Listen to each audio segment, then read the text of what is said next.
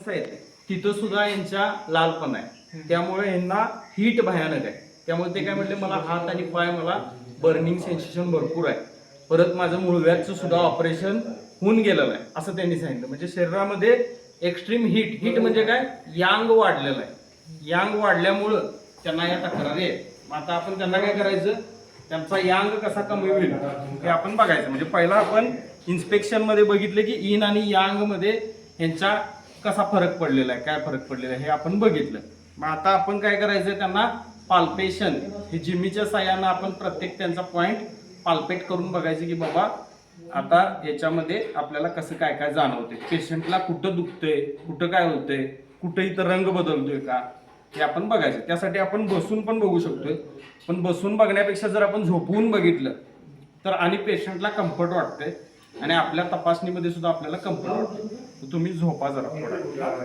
कसं झोपायचं, एका कडेला हा पूर्ण पाय हे करा, रिलॅक्स झोपा तुम्ही. हा जरा वर सरका अजून. ओके. तर आता आपल्याला पेशंटचा कान इथे दिसायला आलाय. आपण आता त्याची सुरुवात लोब्युल पासून करूया चेकिंगची. ह्या भागाला इथून एवढा भाग आहे ना, ह्याला लोब्युल म्हणायचं. लोब्युल म्हणजे कानाची पाळी. आता हे लोब्युलला आपण सगळ्यात पहिल्यांदा इकडून हे जे 9 कंपार्टमेंट कडून आपण इकडून तिकडं आपण तपासत जायचं. पहिल्यांदा आपण ह्या जिम्मीच्या ह्या भागाचा आपण वापर करायचा. आपण पहिल्यांदा हळू दाब द्यायचा, बघायचं काय होते. तर खड्डा पडून खड्डा लगेच मुजतोय म्हणजे हे नैसर्गिक आहे. खड्डा पडून जर खड्डा तिथंच थांबला तर ते अनैसर्गिक होते. हा पॉईंट नंबर 2. दाबला सोडला सेम तसंच होते, दाबला सोडला सेम तसंच होते. लालपणा वगैरे कुठं काय जिम्मीमुळं जाणवत नाही. आपण मॉडरेट पद्धतीने त्यांना दाब द्यायचा आहे, जास्त पण द्यायचं नाही आणि कमी पण द्यायचं नाही, मध्यम स्वरूपाचा दाब द्यायचा.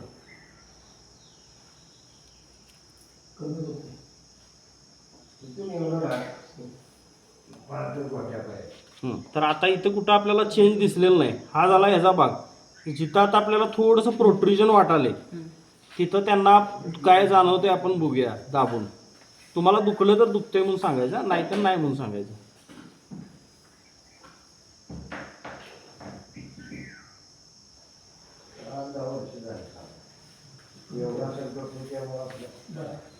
दुखतंय इथं नाही ना, काय दुखत नाही. पेशंटला हे प्रोट्रुजन काय दुखत नाही, पेनलेस आहे, त्यामुळे काय प्रॉब्लेम, मोठा प्रॉब्लेम काय नाही. आता आपण पुढं वरचे पॉईंट घेऊया. आता आपण जसं हे बघितलं लोब्युल आणि हा भाग बघितला, इथं आपल्या डोक्याचा मेंदूचा सुद्धा भाग असतोय. आता इथून आपण वर जसं जाऊ तसं इथं क्लॅव्हिकलचा भाग असतोय आपल्या, जे आपलं इथलं हाड आहे हे हाड इथं असते. हे क्लॅव्हिकलचा भाग आपण प्रेस करून बघितला, काय प्रॉब्लेम नाही.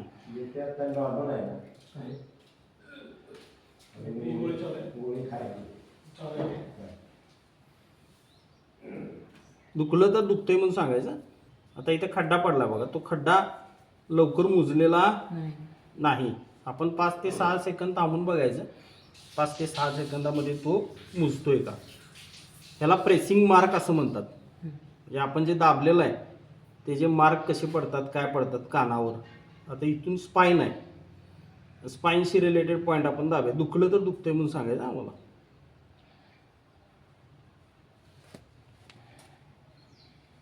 दुखलं तर तुम्ही तोंडातनं दुखतंय म्हणायचं. दुखतंय का नाही, तुम्हाला सिव्हिअर दुखणं नाही आहे, किरकोळ दुखणं आहे, होय की नाही. उष्णता जास्त आहे, असं कंटिन्यू दुखत नाही तुम्हाला, कधीतरी मान दुखते.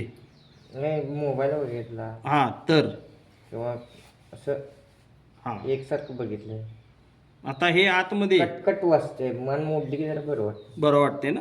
मस्क्युलर ह्याला ट्रॅगस म्हणतात, ट्रॅगस. या वाद गोष्टी बिघडण्यामुळे मस्क्युलर प्रॉब्लेम आहे त्याला. हां बरोबर, ह्याला ट्रॅगस म्हणायचं. ट्रॅगसच्या बरोबर पुढे इथं आपलं लंग्स असते, लंग्स फुफ्फुस. हां तर आता हे दाबल्यानंतर लंग्स काय तिथं आपल्याला जाणवत नाही, फक्त लालपणा आहे कानामध्ये. इथं हार्ट असते. त्याच्या पुढं आता इथून आपण गेलो ह्या भागातून तर इथं इसोफेगस, इथं माउथ असते, माउथ, आणि इथं इसोफेगस असते.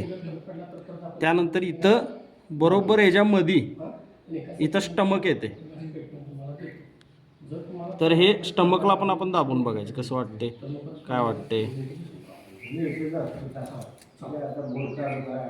त्यानंतर ह्या बाजूला इथं लिव्हर असते, इथं स्प्लीन असते आणि मग इथं स्प्लीन अँड पँक्रियाज हा अवयव असतो. तिथून पुढं किडनी, मग युरिनरी ब्लॅडर आणि मग युरेथ्रा आणि मग इथं एक्सटर्नल जेनायटल ऑर्गन. या पद्धतीनं हे टोटली इथं ह्याचे ऑर्गन्स असतात आणि इथं डायजेस्टिव्ह ऑर्गन्स असतात. इथं स्मॉल इंटेस्टाईन, लार्ज इंटेस्टाईन हे ऑर्गन इथं असतात आणि इथं आपला ॲनल रिजन असते ह्या बाजूला. तर आता आपण यांचं पाल्पेशन पण करून बघितलं, झोपा चालते किंवा बसा.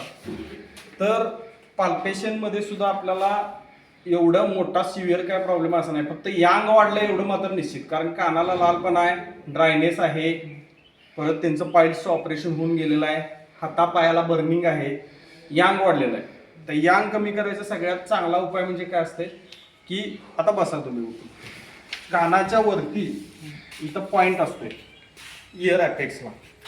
हा इयर ॲपेक्सचा पॉईंट आपण जर ब्लीड केला, त्यातनं 1-4 थेंब आपण जर रक्त काढलं तर त्यांचा यांग चांगल्या पद्धतीनं बाहेर पडतो आणि मग त्यांची शरीराची उष्णता चांगल्या पद्धतीनं कमी होते. मग आता त्याला सगळ्यात पहिल्यांदा पेशंटची आपण सांगणं, बोलणं गरजेचं आहे की बाबा हे असं असं आहे आणि आपण ही ट्रीटमेंट करूया का. पेशंट जर तयार असेल तर आपण ती ट्रीटमेंट द्यायची, तयार नसेल तर आपण लोकल पॉईंट वापरून सुद्धा पेशंटला ट्रीटमेंट देऊ शकतो. तर आपण तुमच्या कानाच्या इथून वरच्या भागातून 1-4 थेंब रक्त काढूया का. काढू, ठीक आहे. आपल्याला इंजेक्शन निडल आहे इथे अवेलेबल, एक इंजेक्शन निडल मिळालं तर बरं. ओके.